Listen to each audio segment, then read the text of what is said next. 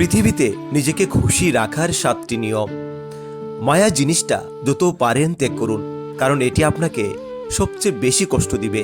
সাধ্যের চেয়ে অতিরিক্ত আশা করা ছেড়ে দিন, না হলে অপূর্ণতার কষ্ট আপনাকে আঁকড়ে ধরবে। সময় নষ্ট না করে টাকা ইনকাম করতে শিখুন।